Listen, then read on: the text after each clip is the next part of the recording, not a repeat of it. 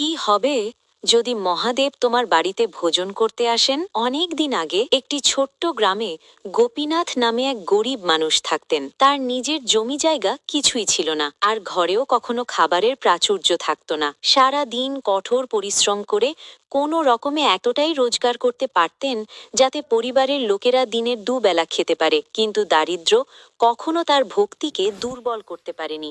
গোপীনাথ প্রতি সোমবার উপবাস করতেন এবং কাছের শিব মন্দিরে গিয়ে বেলপাতা, জল আর সামান্য কিছু চাল অর্পণ করতেন। গ্রামবাসীরা তাকে নিয়ে হাসাহাসি করত, নিজেরই পেট ঠিকমতো ভরে না, আবার দেবতার কাছে নৈবেদ্য চড়াতে যায়। কিন্তু গোপীনাথ শান্তভাবে বলতেন, ভগবান অর্থে নয়, ভক্তিতেই সন্তুষ্ট হন। এভাবেই এসে গেল শ্রাবণ মাস।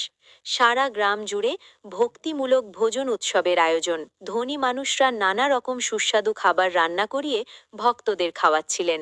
গোপীনাথের মনেও ইচ্ছে হলো, ইস, যদি আমিও শিব ঠাকুরকে ভোগ দিতে পারতাম। কিন্তু ঘরে ছিল শুধু 2 মুঠো চাল আর অল্প কিছু ডাল। স্ত্রী বললেন, এই অল্প খাবারেই তো আমরা কোনো রকমে বেঁচে আছি, বাচ্চাদের কি খাওয়াবে? গোপীনাথ শান্ত স্বরে উত্তর দিলেন, আজ যদি শিব ঠাকুর আমার ঘরে অতিথি হয়ে আসেন, তাহলে এই সাধারণ খাবারই তার জন্য রাজভোগ। আমি ভালোবাসা দিয়েই তাকে ভোগ নিবেদন করব। সেই রাতে তিনি ভক্তি ভরে খিচুড়ি রান্না করলেন এবং মনে মনে শিবের উদ্দেশ্যে ভোগ নিবেদন করছিলেন। ঠিক তখনই দরজায় কড়া নাড়ার শব্দ হলো। দরজা খুলে দেখলেন একজন সাধু দাঁড়িয়ে আছেন, বিক্ষিপ্ত জটা, গলায় সাপের ন্যায় মালা, হাতে ত্রিশূল। সাধু বললেন, বাবা, কিছু খাবার কি পাওয়া যাবে?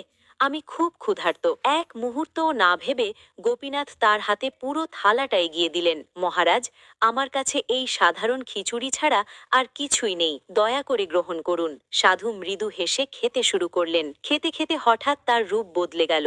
তিনি স্বয়ং মহাদেব রূপে প্রকাশ পেলেন। মহাদেব বললেন, গোপীনাথ, তুমি যে ভালোবাসা দিয়ে আমাকে ভোজন করালে, তার স্বর্গের অমৃতের থেকেও অনেক শ্রেষ্ঠ। তোমার ঘরে হয়তো খাদ্য কম, কিন্তু তোমার হৃদয়ে ভক্তির অফুরন্ত ভাণ্ডার আছে। তারপর আশীর্বাদ দিয়ে বললেন, আজ থেকে তোমার ঘরে আর কখনো খাদ্যের অভাব দেখা দেবে না, তোমার সন্তানরা সর্বদা সুখে থাকবে। এই বলে তিনি অদৃশ্য হয়ে গেলেন। সেই দিন থেকে গোপীনাথের ঘরে আর কোনো দিন অভাব দেখা দেয়নি। যারা একসময় তাকে উপহাস করত, তারাই পরে তার ভক্তির প্রশংসা করতে লাগলো, কারণ ভগবান সোনার উপর ভোগে নন, ভক্তের ভালোবাসা, বিশ্বাস আর নিষ্কাম হৃদয়েই আনন্দ পান। যদি আপনি মহাদেবকে মন থেকে ভালোবাসেন, কমেন্টে লিখুন, হর হর মহাদেব।